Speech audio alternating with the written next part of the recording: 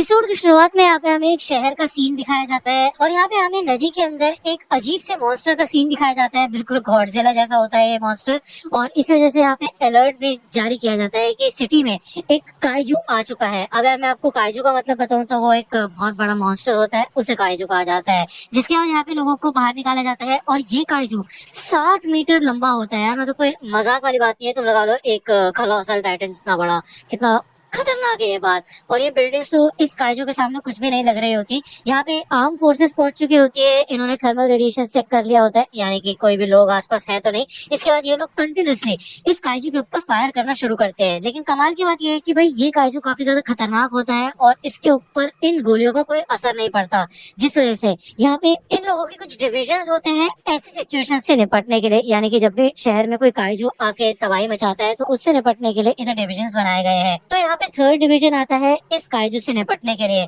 और ये लोग सच में काफी ज्यादा स्किल्ड होते हैं, इनके पास स्पेशल हथियार होते हैं और ये कुछ ही सेकंड्स के अंदर इस काइजू की खून की बारिश कर देते हैं। अब यार देखो, ये तो हो गया अपना बेसिक चीज है। जिसके बाद यहाँ पे हमें एक बंदे का सीन दिखाया जाता है जिसका नाम होता है काफका और ये बंदा यहाँ पे क्लीनिंग स्क्वाड के अंदर होता है। यानी कि यार अब आप जानते होंगे कि इतना खून खराब हो गया, इतने ज्यादा फेफड़े वगैरह सब कुछ, मतलब उसके इंटरनल पार्ट्स फैल चुके हैं पूरे शहर के अंदर यानी कि काइजू के। तो उसको साफ सफाई करने के लिए भी तो कोई चाहिए। हमारा मेन कैरेक्टर काफका इस सफाई वाली टीम के अंदर होता है। जहाँ दूसरी ओर थर्ड डिवीजन के लिए काफी वाहवाही मचती है, तालियां बजती है और लोग उनके फैन हो जाते हैं, खास करके उनके कैप्टन मीना के। वही दूसरी ओर हमें दिखाया जाता है कि साफ सफाई करने वालों को कोई भी नहीं पूछता और इस काम को करने के लिए इनको कोई वाहवाही भी नहीं मिलती, जबकि यही सबसे ज्यादा घटिया काम है। यहाँ पे इन लोगों के पास और कोई चारा नहीं होता बजाय इस काइजू को काट काट के यहाँ से दूर ले जाने के। ये लोग इस जोमोटेक के लिए काम करते हैं और उनको सैंपल वगैरह दिया जाता है इन काइजूस का, जिससे वो रिसर्च वगैरह कर सके।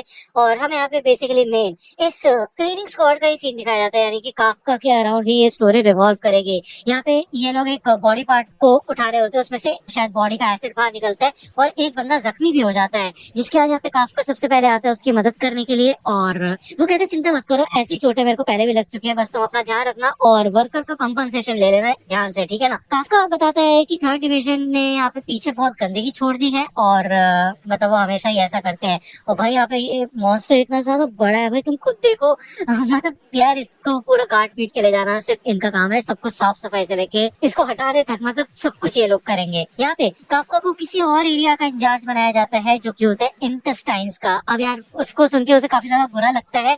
तो यहाँ पे एक बंदा पूछता है कि यार मैंने सुना है कि इंटेस्टाइन में कोई भी इंसान जाना नहीं चाहता, तो क्या इतना खतरनाक होता है वहाँ पे काम?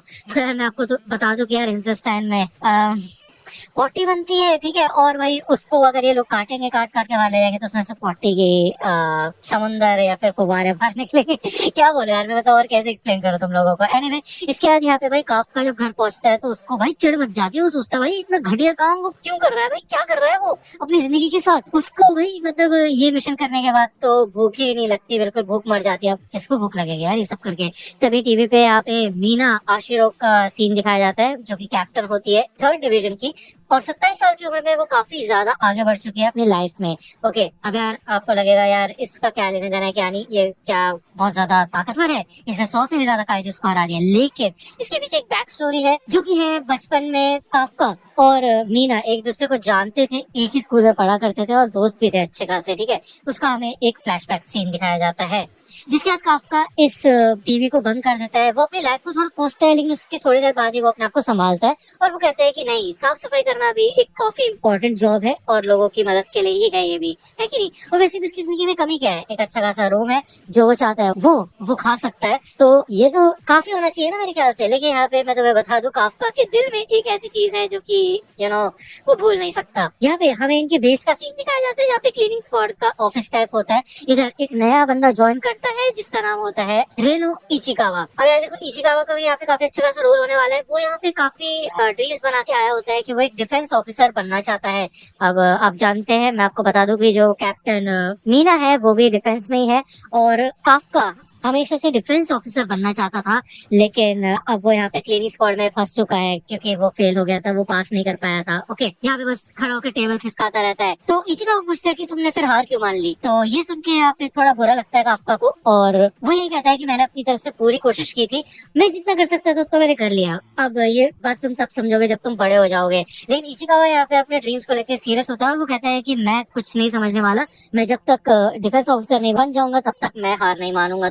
तो बेसिकली यहाँ पे काफका को थोड़ा बुरा लगने लग जाता है। एनीवे, इनका सेकंड डे यहाँ पे आ चुका होता है। तकरीबन 7 दिन लगेंगे इनको इस काम को पूरा करने के लिए, क्योंकि ऑब्वियस सी बात है इतना बड़ा मॉन्स्टर है ये काइजू, मतलब ठीक है ना, तो उसको हटाने में टाइम तो लगेगा ही, है कि नहीं। तो इस मिशन पे यहाँ पे इचिकावा भी ज्वाइन करता है और उसको इंटेस्टाइन के पार्ट पे भेजा जाता है, जिसको सुन के यहाँ पे काफका बहुत ज्यादा खुश होता है। लेकिन इसके के साथ साथ काफका को भी वहाँ पे भेजा जाता है और वो कहता है भाई क्यों 2 दिन तक लगातार मैं इंटेस्टाइन के ऊपर काम क्यों करूँ।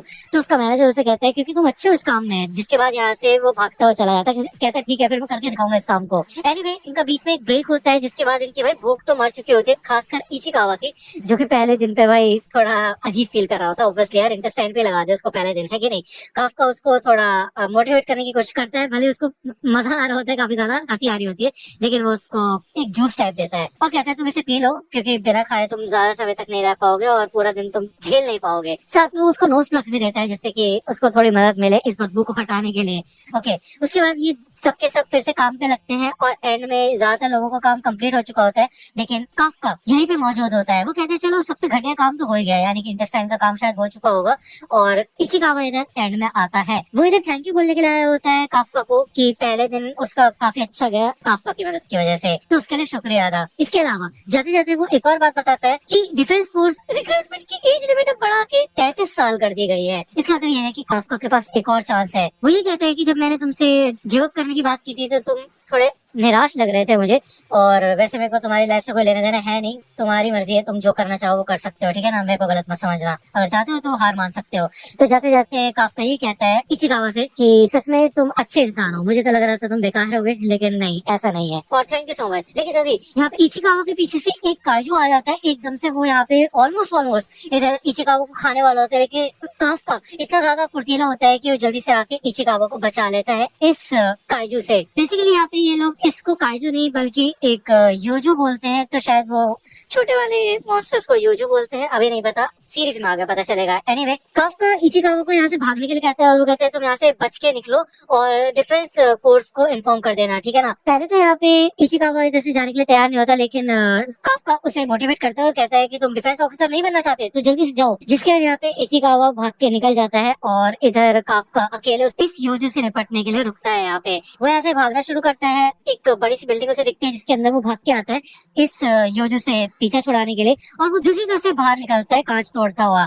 इसमें यहाँ पे हमें फिर से उसके बचपन का एक फ्लैशबैक दिखाया जाता है, जहाँ पे मीना बैठ के रो रही होती है और काफका हमें बताता है कि उनका घर, उनका स्कूल, सब कुछ तबाह हो चुका है उस काइजू की वजह से। लेकिन इस मोमेंट पे भी काफका को अपने गेम के बारे में पड़ी होती है, और दूसरी ओर मीना बहुत ज्यादा परेशान होती है क्योंकि उसकी बिल्ली मर चुकी होती है मिको। ये दोनों यहाँ पे बैठते हैं और थोड़ी देर सोचने समझने के बाद ये दोनों डिसाइड करते हैं, एक साथ बोलते हैं कि मुझे बड़े होके डिफेंस फोर्स ऑफिसर बनना है।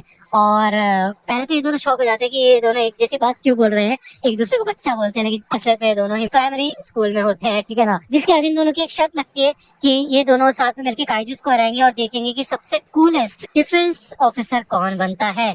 तो ये सीन यहाँ पे याद आया होता है काफका को, और वो काफी जख्मी हो चुका होता है, एक रॉड उसके हाथ में होती है, लेकिन ये रॉड एक ही अटैक में टूट जाती है, जिसके बाद वो थोड़ा घायल भी हो जाता है। वो समझ पाता है कि उसने जो हार मानने का फैसला लिया था वो गलत था, ओके, लेकिन अब ऐसा कैसे हो गया, उसकी जिंदगी इतनी बेकार कैसे हो गई है। यहाँ पे एक अटैक के बाद उसकी टांग टूट जाती है, और जब ये योजो इधर काफका को खाने के लिए आने वाला होता है तभी यहाँ पे इचिकावा वापस आ जाता है एक बड़ा सा साइन बोर्ड लेके, और इस योजो से प्रोटेक्ट करता है काफका को। वो बताता है कि उसने डिफेंस फोर्स को नोटिफाई कर दिया है और वो इस हालत में यहाँ पे काफका को छोड़ के नहीं जा सकता अपने सीनियर को, यानी कि वो देखता है कि उसका पैर भी टूट गया जबकि, और अगर उसने इस समय उसको छोड़ा तो वो कभी भी एक डिफेंस ऑफिसर नहीं बन पाएगा। जिसके बाद काफका को एक और फ्लैशबैक याद आता है जब उसको वो लेटर मिला था कि वो रिजेक्ट हो चुका है। ओके, यहाँ पे काफका को ये देख के बहुत बुरा लगता है कि यार वो जिंदगी में कभी भी किसी के काम नहीं आ पाया, और वो पहले जैसा था वो वैसा ही है अभी भी, ना अपने गेम कंसोल को बचा पाया, ना अपने दोस्त की बिल्ली को बचा पाया, और अब यहाँ पे अपने जूनियर को भी नहीं बचा पा रहा। वो काफका यहाँ पे आगे बढ़ते हैं अटैक करने के लिए, भले वो कुछ कर नहीं सकता, लेकिन तभी यहाँ पे एक व्हाइट टाइगर आता है और वो भाई थोड़ी ही देर में, कुछ ही सेकंड्स में इस योजो की वाट लगा के रख देता है। और यहाँ पे और कोई नहीं बल्कि मीना आ चुकी होती है 3rd डिवीजन की। वो यहाँ पे अपने साथियों को इस एरिया को सर्च करने को ऑर्डर देती है कि यहाँ पे कोई और योजो तो नहीं है, जिसके बाद काफका और साथ ही साथ इचिकावा को हॉस्पिटल में एडमिट किया जाता है। यहाँ पे काफका यही सोचता है कि मीना सच में काफी ज्यादा कमाल की है और उसने इतने खतरनाक योजो को कुछ ही चंद सेकंड्स में हरा दिया। वो एक ऐसी जगह पहुंच चुके हैं शायद जहाँ पे वो कभी पहुंच भी नहीं सकता। तभी साइड में से इचिकावा बोलता है कि सीनियर, जब वो काइजू हमारे सामने आ गया तो आपने मेरे को भागने के लिए बोला, अगर आप मुझे भागने के लिए नहीं बोलते तो शायद मैं जिंदा नहीं होता आज, तो उसके लिए थैंक यू सो मच, आप सच में काफी कूल हो।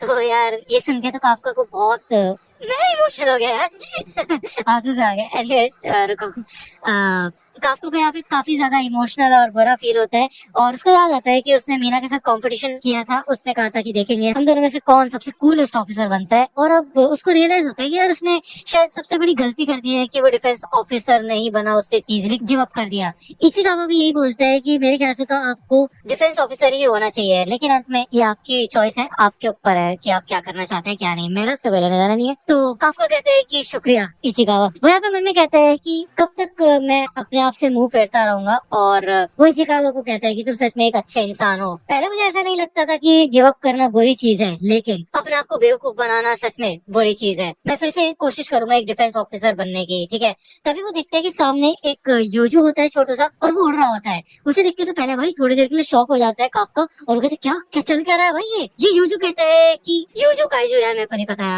अब ये क्या है क्या नहीं। तो वो बोलता है कि मैंने उसको ढूंढ लिया, और वो भाई डायरेक्टली काफका के मुंह में घुस जाता है, जिसके आगे यहाँ पे उसको काफी ज्यादा दर्द होता है, वो बहुत परेशान हो जाता है। और यहाँ पे हमें अलग अलग स्पिरिट्स का सीन दिखाया जाता है। वो काफी परेशान होता है, इचिकावा उसे देख के थोड़ा सा टेंशन में आ जाता है और कहता है आप ठीक तो है ना। वो जब यहाँ पे भाई ये पर्दा हटाता है तो काफका भाई अलग ही फॉर्म में आ चुका होता है, मतलब सच में कूल लग रहा होता है भाई, बहुत ज्यादा मतलब बढ़िया लग रहा होता है। वो देखता है इधर इचिकावा को, उसके बाद वो शीशे में देखता है तो कहता है भाई ये कौन है भाई, ये कहाँ से आ गया। ये दोनों के दोनों यहाँ पे डरने लग जाते हैं और चिल्लाने लग जाते हैं। तभी बाहर एक बुढ़ा आदमी आता है। काफका कहता है भाई मैं हूँ यार इचिकावा, शांत हो जा तुम। ये बुढ़ा तो देख के भाई फट जाती है इसकी, और ये फोन मार देता है सीधा शायद डिफेंस फोर्स को, ठीक है। अब यहाँ पे हमें यार एक एंड क्रेडिट सीन दिखाया जाता है। हमें काफका और मीना के बचपन के सीन दिखाए जाते हैं, जहाँ पे ये लोग प्रिपरेशन कर रहे होते हैं कि इनको काइजो को कैसे हराना है। सबसे पहले काइजो के टांग काटनी चाहिए, उसके बाद उसको बांध देना चाहिए जिससे कि वो हिल डुल ना पाए। ये सारी बातें काफका बता रहा होता है मीना को, ठीक है ना। ये सुन के यहाँ पे मीना को काफी ज्यादा डर लग रहा होता है, और वो कहती है यार इतने बड़े काइजो से हम लड़ेंगे कैसे अकेले, और उसको बांधना तो कितना ज्यादा मुश्किल होगा। तो काफका यहाँ पे मीना से कहता है चिंता मत करो, जब समय आएगा तो मैं हमेशा तुम्हारे साथ रहूंगा। दूसरी ओर यहाँ पे हमें फिर से अभी का सीन दिखाया जाता है, और मीना ये सब कुछ सोच रही होती है यार, और उसके कंधे पे एक निशान होता है। उसे टच करके वो यही कहती है कि तुम एक नंबर के झूठे हो। इसका मतलब कुछ ना कुछ ऐसा हुआ होगा जिसके बाद ये दोनों अलग हो गए होंगे। एनीवे यहाँ पे मीना को कॉल आता है मिनिस्ट्री से, और उसे रिपोर्ट दी जाती है कि एक काइजू देखा गया है योकोहामा मिनामी जनरल हॉस्पिटल के अंदर। तो मीना कहती है ठीक है फिर चिंता मत करो, मैं वहाँ पे अपनी टीम को भेज दूंगी और उसे खत्म कर दूंगी। तो ये तो काफी खतरनाक सीन है यार। अभी तो कुछ धमाकेदार चीजें होनी शुरू हुई और अभी ये लोग ऐसी तैसी कर रहे हैं। एनीवे यार एक्साइटमेंट तो हो रही है मेरे को, काफी अच्छी एनिमे लग रही है मेरे को ये, और काफी कमाल कमाल की एनिमे कवर हो रही है इस बार। और मैं भी कोशिश कर रहा हूँ आप लोगों के लिए जल्दी जल्दी वीडियो लाने की। यार इस बात के लिए लाइक और सब्सक्राइब तो कर ही सकते हो, बाकी यूट्यूबर की तरह वीडियो की शुरुआत में तो नहीं बोलता कम से कम, है कि नहीं। anyway, मुझे पता है तुम्हें बोलने की जरूरत नहीं, तुम कर चुके हो ऑलरेडी, कर चुके हो ना। Thank you so much. मिलता हूँ आपसे अगली वीडियो में, तब तक के लिए गुड बाय।